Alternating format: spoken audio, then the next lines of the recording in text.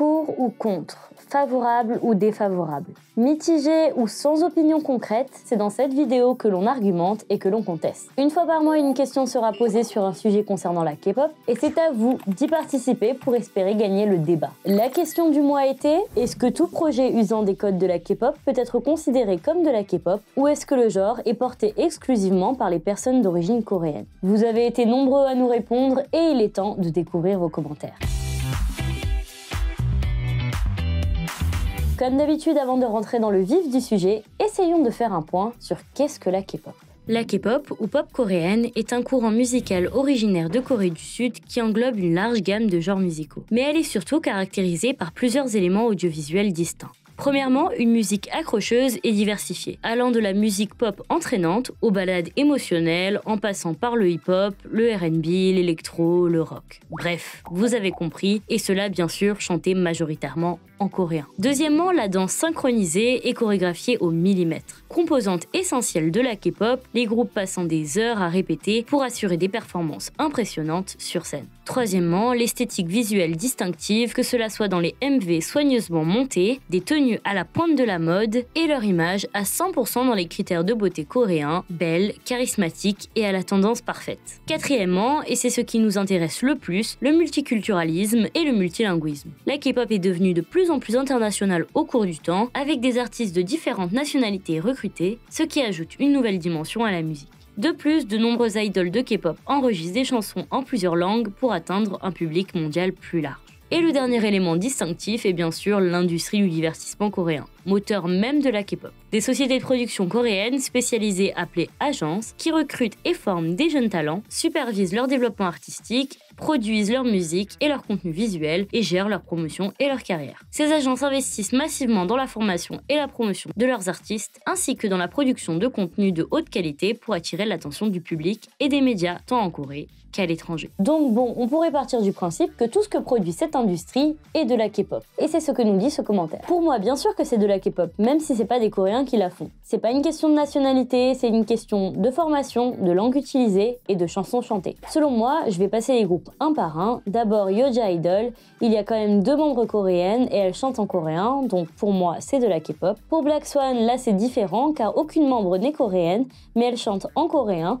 Donc c'est de la K-pop pour moi. Pour Starseed et XG, je n'ai pas trop d'avis car il n'y a pas de coréenne ni de paroles en coréen, donc je ne sais pas trop. Et pour Jungkook, je comprends le move de faire un album complètement en anglais et je comprends aussi les gens qui ont été déçus, mais moi j'ai bien aimé l'album et j'adore toujours autant Jungkook. Bien qu'en effet, certains fans de la première heure aient été déçus d'un album entièrement en anglais, la raison de sa production est centrale. Certains disent que cela s'inscrit dans une stratégie de quête de popularité. Et dans un sens, c'est logique, car l'anglais est une langue majoritairement répandue dans le monde, et chanter dans cette langue peut aider à atteindre un public plus large, notamment sur le marché de la pop internationale. Cependant, cela ne signifie pas nécessairement que Jungkook sacrifie son authenticité ou son genre K-pop, bien que techniquement, il explore de nouveaux horizons musicaux. Black Swan est un groupe de K-pop. Il faut rappeler que Black Swan, c'est au départ Rania, puis BP Rania, puis Black Swan, et qu'il y avait des membres coréennes qui sont toutes parties. Et avant XG, il y avait Z-Girls et Z-Boys, créés par une agence coréenne où il n'y avait aucun membre coréen. Je dis ça car certains pensent que Black Swan sont les premiers groupes avec aucun membre coréen, ce qui est faux. L'histoire de Black Swan ou Rania ou encore BP Rania est très complexe, et marquée par une série de changements de membres, de concepts et de noms. Cela commence avec Rania en 2011 sous le label DR Music.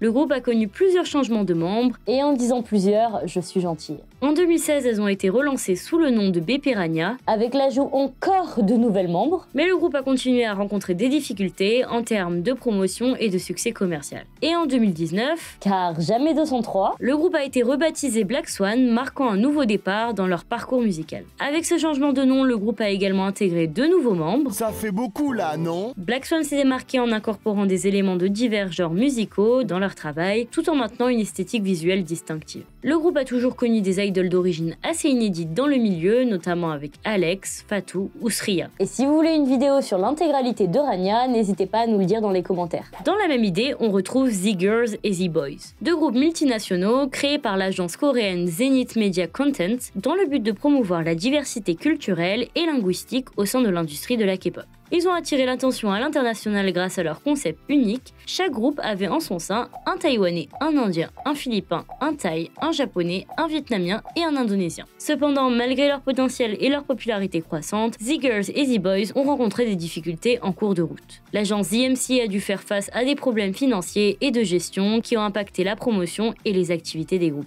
Mais ils ne sont pas les premiers groupes de K-pop sans aucun membre coréen pour autant. Et ça, si vous êtes de la vieille école, vous vous en souvenez sûrement. Si je vous parle de EXP Edition, un groupe formé dans le cadre du projet I'm Making a Boy Band en 2014. L'objectif du programme était de créer le premier groupe de K-pop entièrement composé de membres non coréens. Leur lancement a suscité beaucoup d'intérêt et de débats au sein de la communauté, certains louant leur ambition de briser les barrières culturelles, tandis que d'autres critiquaient le groupe pour ce qu'ils considéraient comme de l'appropriation culturelle. Ainsi, cette légitimité d'être un artiste de K-pop étranger est un sujet qui a toujours fait débat tant l'industrie de la K-pop tire ses inspirations de l'Occident tout en restant très conservatrice. Je pense que pour qu'un groupe soit considéré comme un groupe de K-pop, il faut qu'il y ait des membres coréens et que les musiques aient un bon 20% de paroles coréennes. Donc un groupe de K-pop avec des membres étrangers où la chanson n'est même pas en coréen, j'aurais du mal à considérer ça comme de la K-pop. Cela soulève la question de comment définir la K-pop.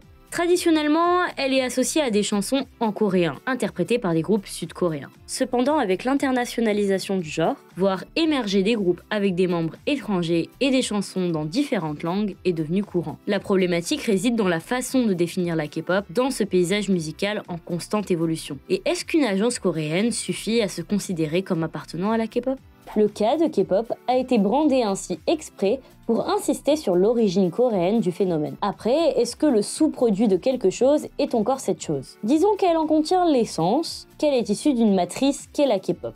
Pour moi, les groupes globaux permettent à la K-pop de s'exporter en dehors de l'Asie. Il y a des groupes étrangers produits en Corée comme XG et des groupes étrangers produits à l'étranger comme Starseed. La distinction que je fais est que ceux produits en Corée comme XG sont de la K-pop et que les groupes produits hors Corée sont des global groups issus de la K-pop mais plus de la K-pop. Ce sont des vagues de l'Hallyu. Ce commentaire donne une explication très approfondie et vient souligner la complexité de définir la K-pop. Le cas dans K-pop met en avant l'origine coréenne du phénomène, accentuant son essence. Les groupes globaux, qu'ils soient produits en Corée ou à l'étranger, jouent un rôle clé dans l'exportation de la K-pop. Les groupes produits en Corée comme XG, girl group japonais dont l'agence est basée en Corée, peuvent être considérés comme faisant partie intégrante de la K-pop. Tandis que ceux produits hors Corée, comme Starseed, girl group français qui s'inspire des codes de la K-pop dont l'agence est basée en France, sont vus comme des manifestations de la Hallyu, mais ne sont peut-être pas strictement définis comme de la K-pop. Et pourtant, XG chante en anglais, comme Starseed. XG est-il vraiment plus légitime à représenter la K-pop que Starseed ? Je pense qu'un groupe peut être de la K-pop dans bien des aspects, mais il faut quand même quelques bases. Les chansons doivent être en majorité en coréen, mais dans un album, il peut y avoir une chanson intégralement en anglais par exemple, tant que les autres ne le sont pas. Et l'agence doit être basée en Corée et avoir des membres coréens, je pense. Mais avant tout, c'est de la musique qui est populaire en Corée. La question à se poser est, est-ce que la K-pop est caractérisée par la musique créée en Corée pour la nation ou bien par la pop importée d'autres pays qui plaît à la population ? C'est une question de code et jusqu'à peu, ils étaient toujours très présents. Mais avec la recherche d'un public international et de rentabilité aussi à l'international, il est possible que les codes soient en train de changer et de se transformer en quelque chose de nouveau, pour toucher un public nouveau et plus grand. Mais pour ce nez avec les anciens codes, comme tout régime, on a du mal à le voir se faire remplacer par un autre peut-être. Malgré qu'on se pose toujours les mêmes questions quant aux termes qui définissent la K-pop, on soulève également le point fondamental de savoir si la K-pop est caractérisée par la musique créée en Corée pour le public coréen ou par la popularité de la pop importée qui attire l'audience. Cette interrogation reflète les tensions entre les anciens codes de la K-pop et les changements induits par la recherche d'une audience internationale et de rentabilité. Et pourtant, la K-pop n'est que la petite sœur de la pop américaine. Donc c'est normal qu'elle évolue avec elle. Les évolutions récentes, telles que les chorégraphies TikTokisées, l'intégration de chansons en anglais et l'ouverture des agences à l'international, suggèrent une transformation des codes traditionnels de la K-pop pour toucher un public plus large, tout en conservant quand même des éléments visuels distinctivement coréens. Quand même, ma chirurgie, ma patrie. Pour moi, la K-pop englobe toutes les chansons avec des paroles coréennes. Donc Black Swan et Yoja Idol parmi les exemples que tu as cités interprétées font partie de la K-pop, puisqu'elles chantent des chansons en partie avec des paroles coréennes. Contrairement à XG ou Starseed qui chantent totalement en anglais, même si elles s'inspirent des codes ou du style K-pop. On pourrait appeler ce genre de groupe internationaux X-pop, comme j'ai vu passer sur les réseaux. Et pour le cas de Jungkook, qui est coréen mais qui chante en anglais, je considère que son dernier album ne fait pas partie de la K-pop. On ne catégorise pas une musique à cause de la nationalité du chanteur, mais par son registre, son genre et la langue utilisée. Ce commentaire reflète une perspective intéressante. Jusque-là, on avait des groupes comme Black Swan ou Yoja Idol intégrant des éléments du style K-pop dans leur musique, chantant en partie en coréen et produits par des agences coréennes. Cela les inclut bien dans la catégorie K-pop.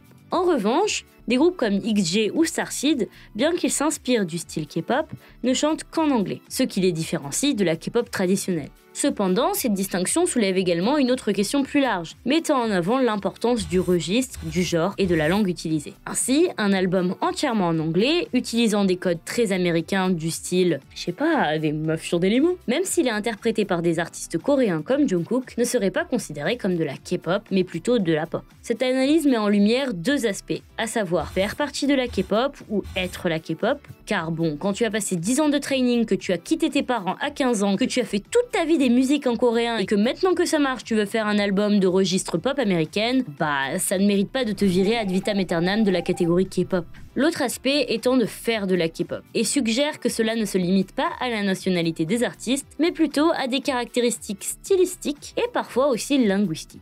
En fin de compte, cela souligne l'importance de considérer le registre musical dans l'identification et différencier le fait de faire partie inhérente de l'industrie de la K-pop et le fait de produire de la musique K-pop. Mais continuons. La réponse peut être complexe en fonction de la situation et je m'explique. Si on prend le cas de Starseed par exemple, le groupe reprend les codes de la K-pop, mais a pour vocation l'international et chante exclusivement en anglais. Elles sont en plus gérées par une agence française.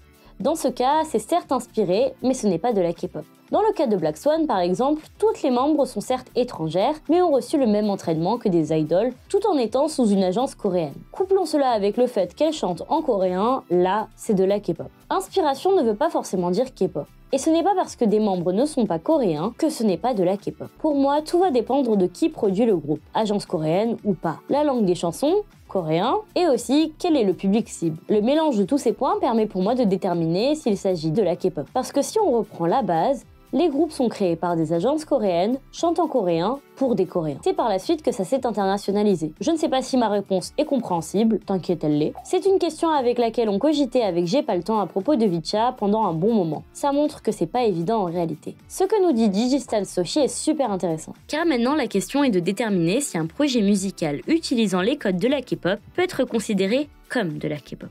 Et je trouve que parmi tous les facteurs composant la K-pop, la réponse réside dans la notion du public cible.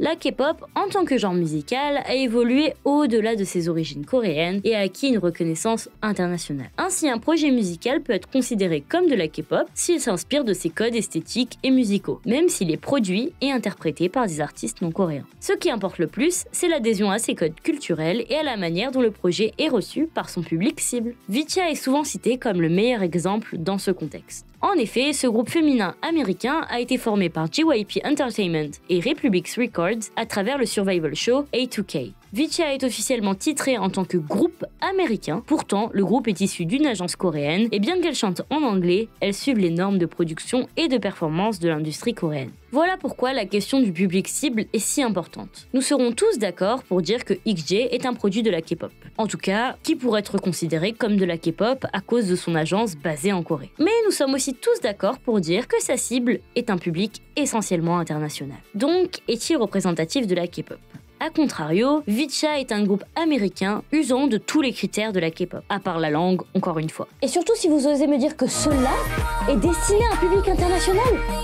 Alors là, c'est bon. Le clip semble inspiré de Dreamgirls de AOA, le MV le plus K-pop possible. Et la chanson, JYP produit Twice les gars. Leurs musiques sont 1000% conçues pour un public coréen. Et du coup, cela fait s'effondrer toute ma théorie. La question qui se pose désormais est de savoir si Jungkook, qui adopte un concept résolument américain, ciblé pour un public international, est toujours considéré comme faisant de la K-pop. Du coup, PTDR. Mais bref, cette question est tellement complexe qu'il est impossible d'y donner une réponse universelle. Elle soulève le débat sur l'évolution et la diversification du genre musical de la K-pop au-delà de ses frontières culturelles d'origine. Si Jungkook continue à être perçu comme faisant partie de la K-pop malgré son adoption de concepts américains, cela démontre l'adaptabilité et la portée mondiale du genre, qui encore une fois n'est juste que la petite sœur de la pop américaine, dépassant les limites géographiques et culturelles initiales. C'est pas qu'avec des idoles coréennes, mais faut se demander selon moi qui est la cible et le marché. XG est un groupe sur le marché coréen, avec des chansons qu'en anglais, qui cible selon moi beaucoup plus des fans internationaux plutôt que coréens. Et Starseed, ce groupe à inspiration K-pop avec les codes, n'est pas un groupe K-pop par exemple, mais juste d'inspiration basée en France qui chante en anglais. Catchy, basé en Angleterre, n'est pas un groupe de K-pop, même si elle chantait en coréen dans un coréen approximatif. Et groupe qui a fait polémique car se revendiquait groupe de K-pop premier dans l'histoire en Grande-Bretagne. Pareil pour la chanteuse française Yoon, qui a repris des codes K-pop avec un coréen approximatif. C'est pas parce qu'on reprend des codes K-pop que c'est de la K-pop. Ce commentaire donne des réponses pertinentes. Ce n'est pas parce qu'on reprend les codes de la K-pop que l'on fait partie de l'industrie de la K-pop. Donc, une agence basée à l'étranger ne fait pas partie du système. Toutefois, ça n'empêche pas un groupe international d'user des codes de la K-pop et faire de la K-pop. C'est ce qu'on disait sur être de la K-pop ou faire de la K-pop, qui est, je pense, l'axe de réponse à notre débat du jour. Maintenant, concernant la question de la représentativité, c'est trop personnel! Faire de la K-pop ou utiliser les codes de la K-pop ne suffit pas à obtenir le titre d'appartenance au phénomène. Même pour un groupe comme Vicha, qui maîtrise parfaitement les codes du genre, au point où, à mon sens, il pourrait être considéré comme faisant partie intégrante de la K-pop. Leur musique représentant mieux l'image de la K-pop que la plupart des autres productions actuelles. Mais bon, ce n'est pas le point de vue de tout le monde. Ce qui est sûr, c'est que ces groupes internationaux font de la K-pop. La base de la K-pop, c'est de la musique pop coréenne. Je pense que certaines personnes n'ont juste pas envie de penser que leurs artistes préférés ne font pas de la K-pop, mais de la pop américaine, parce que appelons un chien un chien. Et à contrario, celui ou celle qui chante en coréen fait de la K-pop, peu importe son origine ou sa nationalité. Je ne sais qui a décrété que s'il y avait au moins un Coréen ou une Coréenne dans le groupe, c'était un groupe de K-pop. Mais à mon sens, c'est débile et peu importe la personne derrière le micro. Les groupes de musique, les danses affiliées aux musiques, les rencontres avec les fans, etc.